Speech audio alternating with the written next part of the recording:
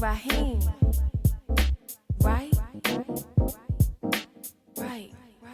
Episode 4. Welcome back, y'all. Listen, I'm giving myself a 7th place award for doing something that I said I was going to do. So I am actually kind of excited to be doing like a 4th episode, even though the other two, the two in the middle, the second and third one, they were kind of short because I was struggling. But I think I'm getting a little better at this. I'm not sure how people do this. Like, I'm not sure. I haven't gotten the hang of it. Trying to do a little podcast. I don't know how people do it. So I still feel like I'm in a learning phase. Even though I did a little something a couple years ago, it didn't feel like this. It didn't feel like I had to prepare and think about this. So I'm very proud of myself in this moment. So I hope somebody gets something out of what I'm doing. If not, it's all good. It feels good to do it. So again, welcome to episode 4. All right, so boom, check it. I went to church last Sunday, just a few days ago. I went to church, took my son. They had a kids' church situation, so I was able to go get my rejoice on by myself. I hadn't been to church in a good while, and I kept saying that I got to get to church. I got to get to church. I like that rejoicing part, the part where the choir and the band get going. So I said, I'm definitely going to make it. Took my son. He was cool, and I sat in the back of the church, 12 o'clock service. It was unusually empty that day. I had never been there where it was so little people. Anyway, still a lot of people. Anyway, so I'm sitting in the back of the church, and that choir got going, and that band got going. It's a really, really good band. That band got going, and when I tell you I wept. It was the most I've ever cried in public. It just touched me, and I felt whatever the thing that people feel, I was feeling it. I even got some napkins when they came around with the Kleenex. That's the place that I was in. I wept and wept, and I thought about my last year. I thought about the heaviness that I felt in this last year. I thought about breakups and death and divorce and kids and everything. Is that they talk about your life flashing before your eyes. It was like all my sadness just kind of bear down on me, and I wept. So additionally, as I was weeping and I could not get myself together, not one but 2 brothers came and laid loving hands on me and didn't say a word. They just laid loving hands on me, and I could feel it. And I didn't move. It was profound. Like, it was powerful in the moment because it lasted for about 7 minutes, and they didn't leave me for that amount of time. And it is very, very rare that I get love and embrace from men. I have a few male friends, but not anyone close where I'm, where it's just, where we're dapping up and hugging and all that. I just don't. So to get that, and I always describe myself as someone that doesn't do well with men as far as building relationships and maintaining relationships. So just to get that kind of love in a place where I was feeling really overwhelmed with sadness, that it was just finally coming out of me. So it was like a good cry. So I'm in church. Like I said, I'm weeping. Brothers laying hands on me. That lasted. So the service, that was good. And as we were leaving, one guy I seen in the lobby, and he gave me another 60 seconds of a hug and just encouragement. And then the other guy, as I'm walking to my car, he finds me and did the same thing. It was just, he didn't really even say nothing. He just said, hey, he understood. I was like, hey, sometimes you just got to let it out. He was like, hey, we're here for you. So that was a very, very powerful moment for me. Because when I say that it never happens, one, I'm hardly ever crying in public for sure. The mood's just never striking me to cry. So that was new. And to be embraced by strangers was new as well. So it was a feeling that I hadn't felt in a very, very long time. So that started my week off. I felt lighter. I went in feeling heavy and came out feeling like, all right. I didn't feel alone or as alone in that moment. That whole day, I was able to even love on my son a little bit more because I felt that I was unburden a little bit of some of the heaviness that I've had over the last maybe 6 months in particular. So that was amazing. So my question, I start this out with a question. My question to brothers, how are you unburdening yourself? Right? That today I'm going to kind of talk about depression, not clinically diagnosed depression. I am not clinically diagnosed as being depressed. I am not on any medications for depression. I'm not on any medications at all. But for my less than extensive research into depression and to talk to people who claim or who are diagnosed as having depression, some of the symptoms are there. We talk about being a little bit of a reclusive. Motivation is really hard to come by. Heavy low periods. These are, I'm having some of these moments. I mean, it's not every day, all day, but that is part of my reality now. Having these moments of what I just call them low periods. And sometimes these periods might last, an hour, 15 minutes, 20 minutes. So with that, again, I want to ask brothers, because I know we're all experiencing this stuff. How are you unburdening yourself? What are you doing? Because I want to know. I'm interested. I'm trying to start the conversation amongst us to be of support, because I wanted to start that off like that, because this experience that I just said that I had on Sunday, I felt that I was a part of something. I felt supported. So I'm opening the door and talking to y'all about how you're doing it and how we can do it. So I'm curious as to how we're coping. I can speak all day on how I'm coping and how I'm surviving and getting by, and hope to be, in a place where I say I'm up again, like I'm thriving, because there's different things that you're working with, right? Job, your own health goals, mental health goals, physical goals, relationship stuff, parenting, and everything else, social and extracurricular. How are y'all coping? Is difficult for me. I'm going to tell you, I am one to overwhelm myself a little bit too. I tend to put too many people in my life, which is, sometimes a coping mechanism. I can admit that, I'm trying to do better at that. I endeavor to be better at my capacity. We talked about that on episode 3. It was all about capacity, managing your life in a way that that you can handle, instead of adding things in, saying yes to too many people, and entertaining too many things, whether it's family, friends, relationships, work, anything else on the side that you got going on, any other commitments, staying at a place where you can manage. So again, I talk about capacity, but I also talk about how you're surviving. I'm curious as to how these bridges are built between your own sanity and being in a place that you're really thriving, right? So we want that in the same in the same neighborhood. So I will tell you what I'm doing. I am in talk therapy. I have 2 therapists that I see. One about once every 2 or 3 weeks, and the other one was just like the EAP. So I had like 6 sessions to do, and I'm working through those. Again, I'm trying to be at a place where I can say that I'm doing the work to not, if there is some kind of like mental health need, then I'm already doing at least some foundational stuff, just so I know how to manage it.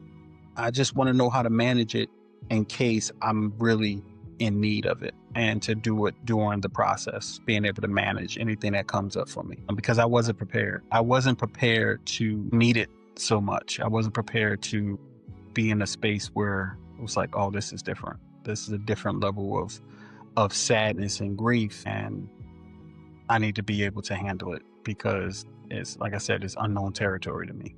So I want to know how you guys are surviving. Are you doing these things as well? I wasn't so much a fan of talk therapy because it's often promoted as the solution. Soon as, you got something going on, it's like, are you in therapy? And I do feel and see the benefits of therapy. But tell me some more stuff, okay? Like, I know working out and all that kind of stuff, but is there anything else? Because the first thing you talk about is therapy. And again, I don't have a problem with it, but I want to be able to, I like to be able to have the options to find it some other way. And I think, like I was talking about earlier, being in church and being able to kind of release that and get that energy was really nice. It was really nice. So yeah, so this is more questions for y'all to figure out how we can build on this. So how are y'all surviving? How are y'all getting by? Because I know that is difficult, whether you have mental strain or, mental health stuff. So how are y'all surviving? How are y'all getting by? How's your mentals? How's your support system? Because all these things matter. Like, what are we doing if we're not building those buckets in our lives, financial and, your career and family and your mental health and your physical health? Like, how are we doing that? Are we coping by say something? We talk about the physical, we talk about working out, even therapy. Like, how are we coping? So I'm going to keep it real with you. I'll tell you about my lows and the place that I am on this day as I speak, as I record this. I'm only a few days away from a year that my mother passed. She passed on August 30th last year, 2024.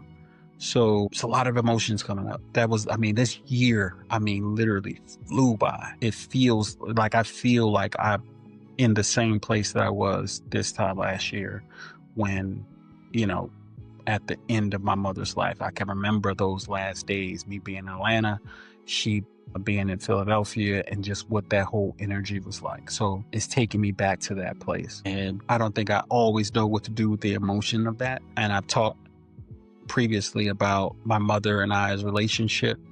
It wasn't that close, but we were, it was my mother. And there was a lot of things said and unsaid that, you just wish you get a do-over at. You wish you could reconcile some of those things, and of course you don't have the opportunity to anymore, and it's something to deal with. That's the space that I'm in, and I haven't reached that day yet, so I don't know how that's going to play out, but it's been challenging, to say the least, and it still feels really, really fresh. And I feel that it wasn't the start of what I call this grieving period, but it definitely was a major point in the last couple years with my mother passing away. And again, we're just right at a year from that happening. So I talk about the heaviness or the weightiness of the space that I am right now. It's not this thing that lives with me every single minute of every single day.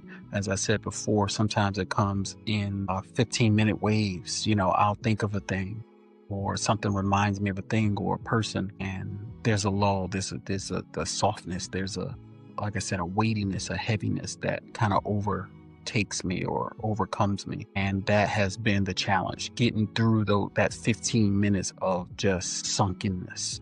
So that weight that I'm speaking of, that heaviness, is not just the sadness, right? It's the confusion. It's the part of you that's overwhelmed. There's the fogginess, and that's happened. That's not happening every moment of every day, but it is happening. It is, taking place over 15-minute periods or an hour. And it's about just getting through that. How do you navigate that? How do you reconcile daily when you're dealing with all these emotions and you have these people in your life and you're a parent and you're working and all these things? So again, I'm still at a place where I'm just trying to work through the transition of what that next part of my life is. And that's why we're talking about depression a little bit. And again, I am no expert.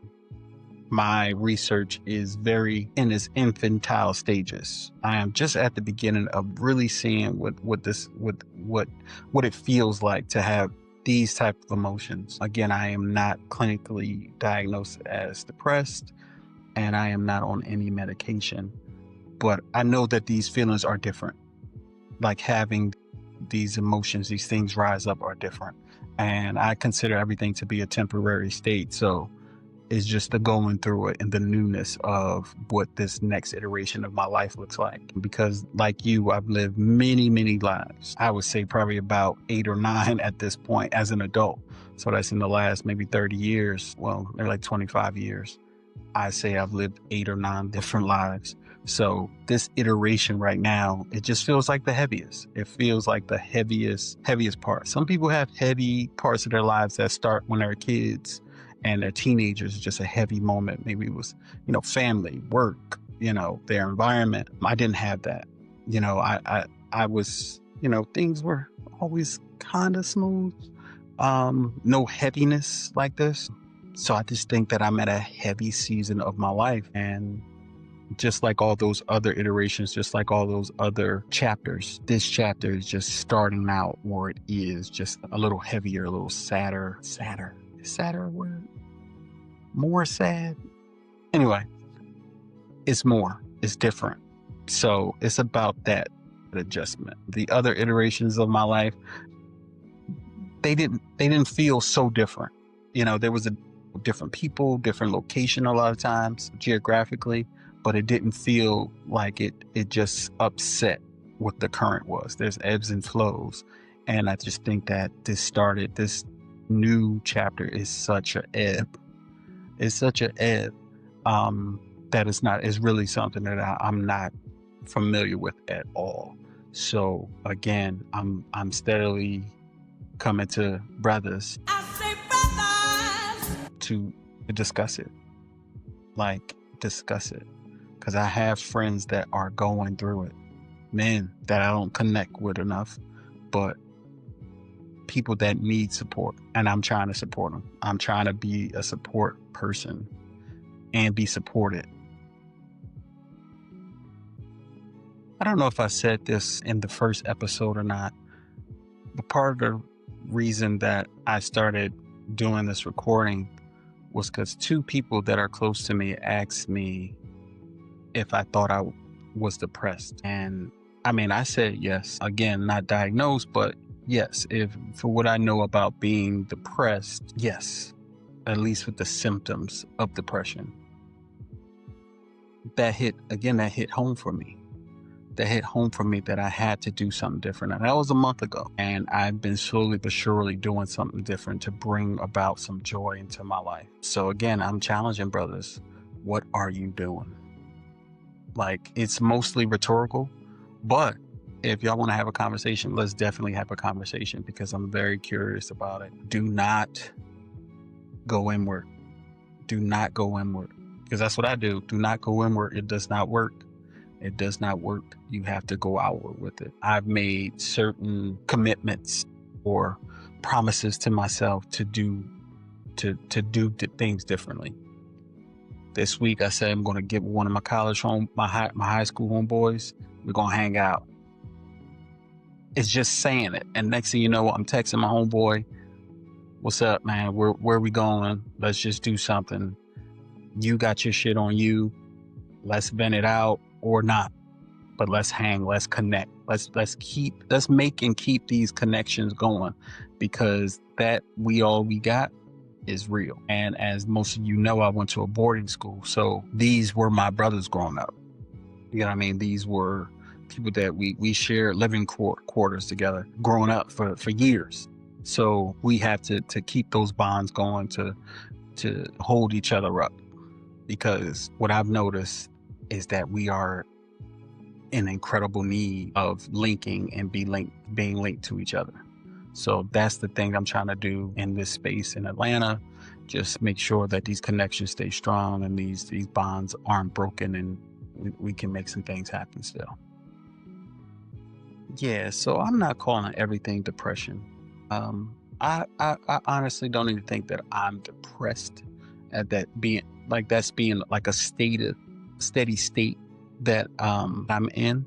Do I have moments that resemble depression? Sure. From all that I know about depression, I've had those moments. I've had those symptoms. Sure. But I don't want to, again, that's why I'm reaching out. I don't want to be in that steady state of depression. I don't want to have to take medication if I can help it. I did try one time. About 2 years ago, I thought that might be something, so I did. It was prescribed. I can't think of the name of the drug. It's the one, the popular one. And I took that for maybe 6 months. And I know it takes 7 to 8 weeks to get in your bloodstream. I don't remember, and I didn't feel a difference after 6 months. So I said, well, maybe this is, my brain is not at a place where it really needs that. So I did stop taking those drugs, but I think I would again. I would again if, I felt, I was at a place that I really needed it. So I am curious as to how brothers are doing that. Are y'all medicating? Y'all probably ain't gonna tell me, but I hope that's working out for you if that's the route that you decide to go.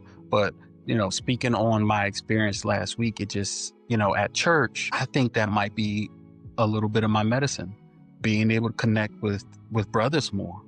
Because I'm gonna tell you, in those moments, in that hour window that I was in church, and I was, crying and just like boo-hooing, just pouring it all out, and I connected with those brothers, it felt like joy.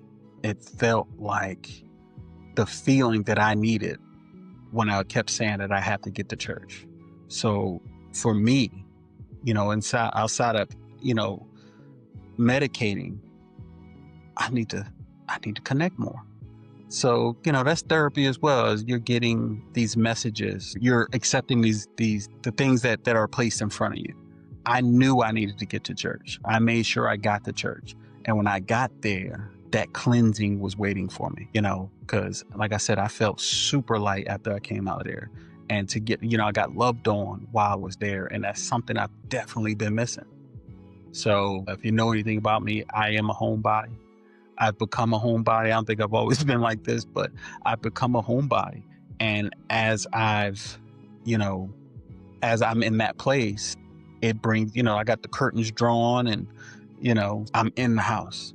So one, it told me I need to connect more with people, and I need to get out the house a little bit. I need a little bit of sunshine on my skin. I need to connect with brothers more. So I'm using this outlet as a space for that.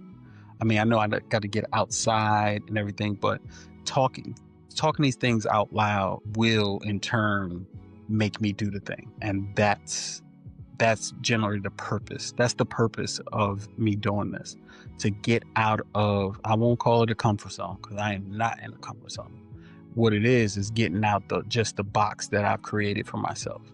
And due to, certain circumstances, maybe, like I said, we talk about depression, maybe being in a depressive state, just keeping me in the house. Because it has been, since I moved here, I moved out April 2024, and it's been a low state since then. So, generally just been kind of, so I need to do things to refresh myself more. And that's what I want for you, for us, as we navigate this middle age.